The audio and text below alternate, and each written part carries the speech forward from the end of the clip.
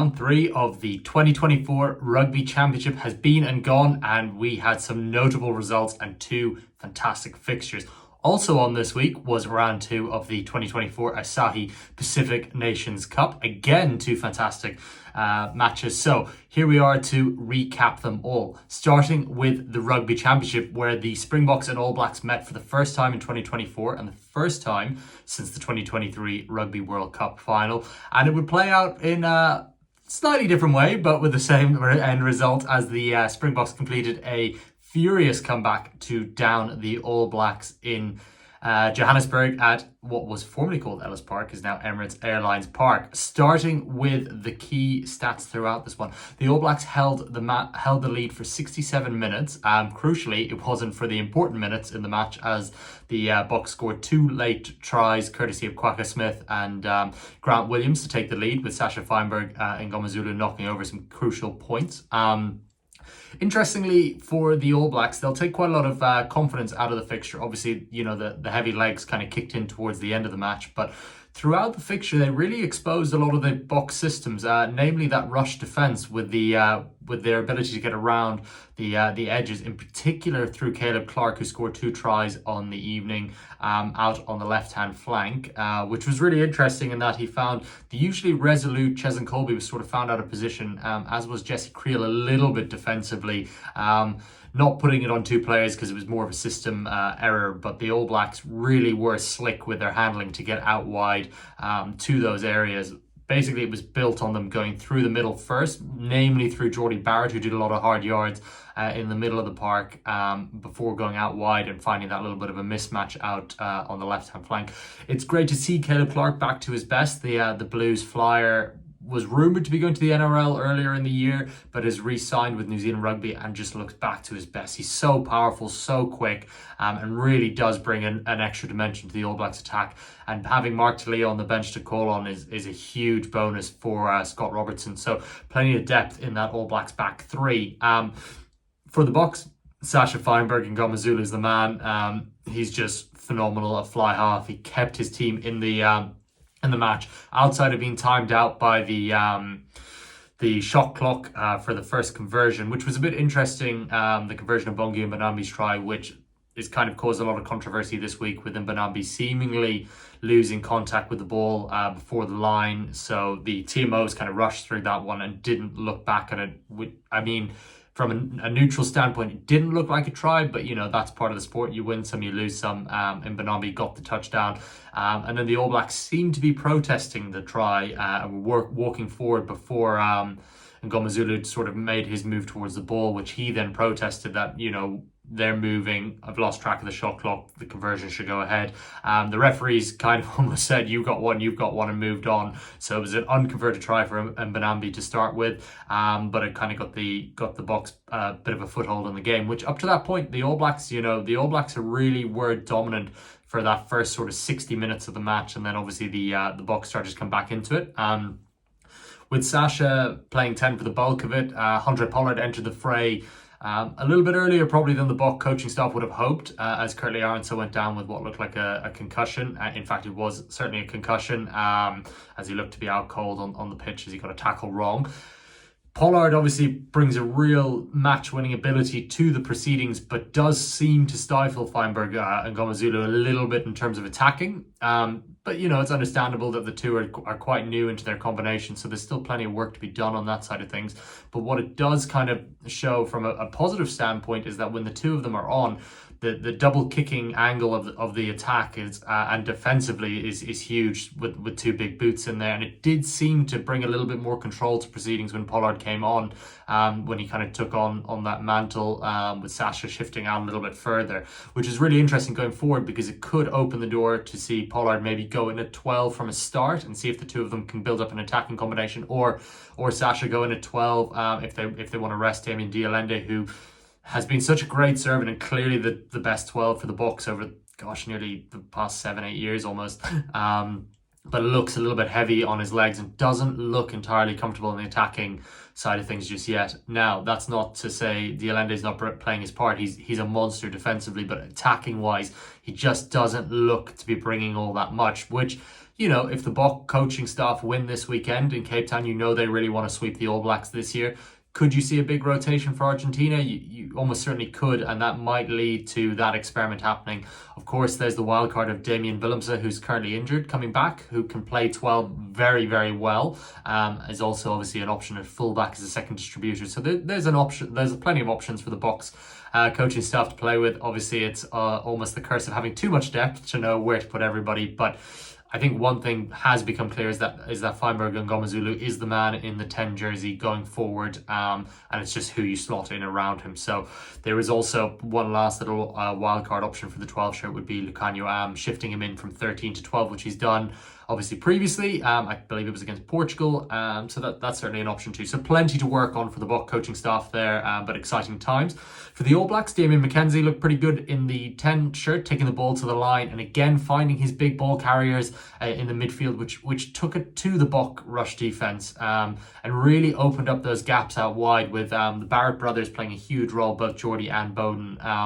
Not Scott from the boot, unfortunately, but Bowden and Geordie from the boot and the long pass, really getting the ball to the edges quite quickly. That Mackenzie Barrett 10-15 axis is massive, and again kind of goes back to what we're talking about with the Boks, whether they might benefit from something similar. But what you found is that Mackenzie was taking the ball hard to the line, getting it out, whether it was through first phase, second phase, sometimes third phase, Barrett would be a second receiver, exposing that gap out wide and finding Clark for those 2 tries, which was again massive for the All Blacks. Getting 4 tries and 2 losing bonus points from Ellis Park it takes some doing. So not a bad return for them, albeit they'll be pretty frustrated to have let it slip in the final 10 minutes. But again, it shows that the Boks are just riding a wave of confidence at the moment. They really know how to close out these fixtures.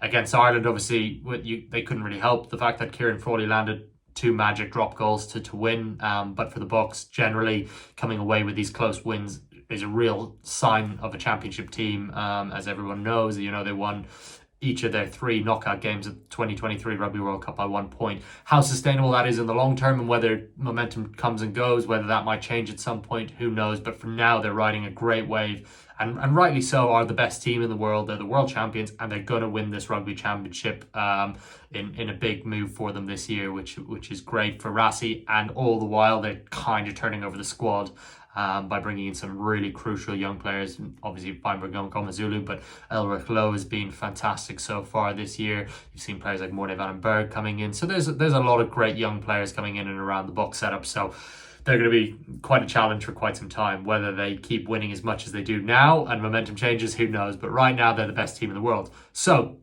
key stats, so I don't keep rambling on from this one. All Blacks led for 81% of the match. Of course, not the crucial portion of the match, with the Boks only leading for 12%, but ending up with a win.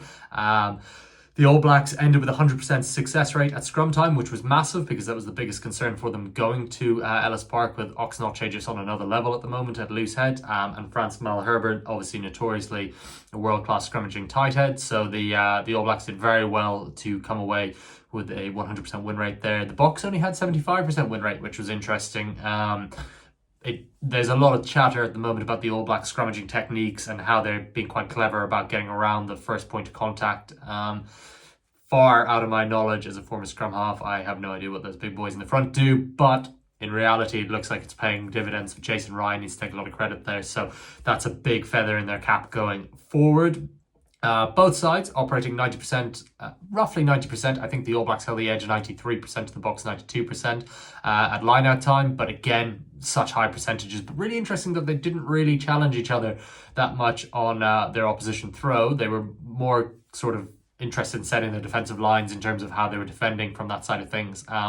Towards the end, the Bok maul really was the game changer. So obviously the All Blacks were trying to offset that, didn't really contest the ball, which in hindsight, which is obviously easy now, might have been a better option to do, is try and get up and contest the ball, because the Bok maul is so tough to stop when it gets going. And even if they don't score from the maul, they suck in so many forwards, they make your legs heavy, and they end up scoring, which they did through Kwagga Smith and Grant Williams. Both of those tries coming off the back of some ruthless attacking at the line, just taking the legs out of the All Blacks defenders. At the post-contact meters, this is where the match was won for me. The Boks came away with 237 post-contact meters to the All Blacks 164. Now, what that would indicate is that the All Blacks defended obviously very well for the majority of the match, but they just couldn't stop wave after wave of green attack. The big ball carriers getting over the gain line, making those meters. Jesse Creel in particular was phenomenal in terms of how many meters he made. So that was a huge reason for the All Blacks falling down to the box. And again, when Pollard came in, it was maybe a little bit more direct than when Sasha was pulling the strings, which, although not as exciting, is highly effective and obviously has won them 2 World Cups. So they kind of reverted to type a little bit as they shifted gears in the final 20 minutes, and it paid dividends for them. So again, great that they can show those different pictures. For the All Blacks, the wide attack was phenomenal. 147 passes, was very, very slick, and again, exposed that rush defense. It's just that they couldn't hold on defensively at the end, but the All Blacks will take a lot from their attacking game. 147 passes is a lot to the Boks 108, and again, a lot of it was intricate balls in behind the back, kind of going into the heart of the rush defense and then getting out wide and exposing the edges where they did hold the edge. Aronson and Colby are brave defenders and phenomenal attackers, but a good big guy always beats a good little guy, and Caleb Clark just holds a massive physical edge on Colby on that side of things. So again, says me after Colby's sat down Scott Barrett, but overall it will tell in time when you have those big physical wingers eventually finding those gaps. The Boks pressurised the All Blacks into double-digit penalties, and they were very fortunate not to have plenty of sin bins towards the end of the match, with the Boks sort of obviously remonstrating about it, really thinking that they should have had some going on. The All Blacks conceded 14 penalties to the Boks 5. I mean, 5 is so low in Test rugby. It's phenomenal and shows just how good the Boks are at the moment. Whereas 14 is pretty high, almost certainly very high, and especially in that sort of Test match, you can't afford to concede that many penalties. And it allowed the Boks to stay in with Sasha nailing loads of penalties and obviously drilling the ball beautifully down to the 5-meter line, which set up the crucial try for Williams to win the match in the end. He just had a brilliant touch finder, so absolutely incredible on that side of things. The All Blacks tackle completion slipped as the match went on. They were down to 82% by the end, which again is just not good enough to win at Ellis Park against the Springbok side. In years gone by, when the Boks haven't been as good as they are now, that maybe would have got them through, just given the All Blacks fast start and 4 tries that they scored, but it wasn't good enough this time. Peter Steph Totoy, in terms of the individuals for the Boks, was, as everyone expects, a monster. It doesn't matter whether he's in the back row or the second row. Interestingly, his role does change when he shifts positions, as you'd expect. When he's in the back row, he seems to be a little bit wider channel, sort of attacking in terms of when he gets the ball. When he's playing in the second row, he's around the fringes. And actually, just for me, is more efficient in that position in an attacking sense. Defensively, he's always a monster, but with a little bit juice taken out the legs from the scrum, he didn't make as many tackles. So his carries, he ended up with 18 carries, again, many of which were in tight areas, which got over the gain line. He contributed massively to those post-contact meters. And then defensively, 11 tackles, which was a great showing, but obviously not the 20-odd that he normally gets, which is, again, phenomenal stats, but good that he's obviously carrying the load on that side of things. The All Blacks, Jordie Barrett was their main man in attack, as we touched on with McKenzie, that side of things. He had 17 carries, many of which kind of got into that heart of that rush defense, got the Boks on the back foot, and then the All Blacks exposed with McKenzie and Beauden Barrett. Beauden Barrett had a monstrous day with 3 line breaks, 1 try assist, and his kicking game was just phenomenal. So great to see that side of things for the All Blacks.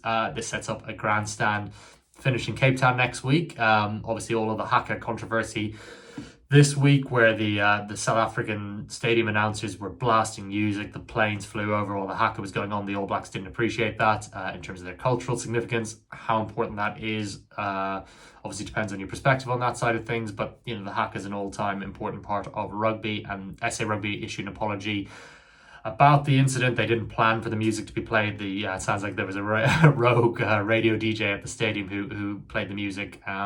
But most rugby fans around the world respect the Haka. Whether you have to sit and watch it in its entirety is really up to you. But it does set up a really interesting little sub-layer heading into Cape Town, how the Cape Townian fans will react. Will they be quiet, or will there be a bit more respect for the Haka, or will there be as much noise as there was in Joburg? Who knows? We will find out.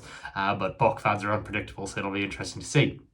Moving over to game 2 of the Rugby Championship, Argentina and Australia. Joe Schmidt's men got off their skid. They've got a really, really big morale boosting 20-19 win with a last minute kick from Ben Donaldson sealing the deal right in front. And this was a well-deserved victory. Yes, 20-19 is close, but in reality, the Wallabies were the better team. And there is finally the imprints of the Joe Schmidt plan coming in. Ruck efficiency, bang on point. They won 6 turnovers, only conceded 1 turnover. That is the hallmark of a Joe Schmidt team. Really, really detail orientated on that. Their attacking shape then grew from that in what was really, really difficult conditions, torrential conditions, in fact, in La Plata, where there was just a monstrous downpour from the off and kind of seemed to get worse as the game went on. But their passing game was on point. Again, taking into account the weather, the Wallabies ended up with 161 passes. That's monstrous. That's more than the All Blacks. It's more than the Springboks in dry conditions, to Argentina finishing with 109. Those passing games were really intricate. It was very like a peak Ireland under Schmidt sort of game. Highly efficient at the breakdown, quick inside balls, looping balls, really interesting pictures being presented to the defence. Their first try, which was set up by Tom Wright for Jake Gordon, was phenomenal. The fullback took the ball, popped it straight inside, found a brilliant bit of space on the interior of that Los Pumas defence. And you know Joe Schmidt and his analysis team were behind that try. They exposed that gap, and the skill set of the Australian players was there to finish it. What was most pleasing for the Australians, and again from a neutral standpoint, this was an Australian team playing an Australian brand of rugby. It was smart, there was great skills, they were brave, they had a crack, didn't matter about the conditions, they were very intelligent on it. On the flip side of it, there's a lot of thinking for Felipe Consopomi to do going forward. His team cannot play in adverse conditions, i.e. bad weather conditions. The handling was just off, wasn't quite on point. Defensively, again, that crucial moment they were found for that try. They conceded crucial penalties that in the end cost them. And they really were just a far cry from the team that beat the All Blacks in Wellington, which again was the case in Eden Park. They just can't seem to manage the conditions. But that's again for the Los Pumas coaching staff to work on going throughout the rest of the campaign. They need to get a game for all conditions, but it's early in Consopomi's reign, so you'd expect him to work on that. He only had limited time heading into the competition, given his players play all around the world in different clubs, namely in Europe. On the positive note, Santi Carreras is really growing into being a top-notch 10. He's a real threat at the line. He carries the ball a lot. He's generally towards the top of the Argentinian carry charts. The big challenge for them now will be they've got a great centre pairing in Chocobaras and Cinti, but they don't seem to step up as first receivers. Juan Cruz Malia at fullback has that ability, but needs to step up a bit more, because what you find is when Carreras is at the bottom of a ruck, the Argentine attack looks really disjointed. They don't have anyone pulling the strings on that side of things, so they need to find a second receiver to fulfill this sort of wide game that Consopomi really wants to play. Again, they'll be very disappointed to have lost this game. Can they bounce back next week? Yes, they can. Their Argentinian team always bounces back, but it'll be interesting to see where they get to. They need to be able to manage the conditions on that side of things. And again, at the breakdown is where they were brutally exposed. They just couldn't get onto the Australian ball, and Australia latched onto their ball. Those 6 turnovers were all crucial.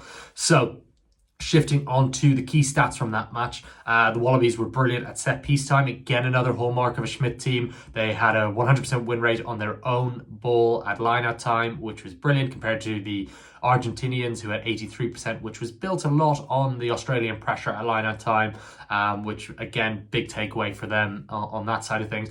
Both teams had 83% win rate at the scrum, so they won 6 scrums each, so very even there. Again, that was a big concern for the Wallabies coming into it. In fact, Tupou looked fantastic, especially in that first scrum where he really got into Gallo. So really good takeaways for the Wallabies there. Maybe a little bit less so for the Argentinians, who would have expected to dominate at scrum time. If you were to pick a team to win out the scrums heading into the match, it would have been Argentina, but they just didn't get on top of it.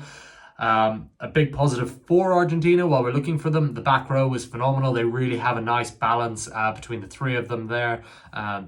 Pablo Matera was a monster, as he always is.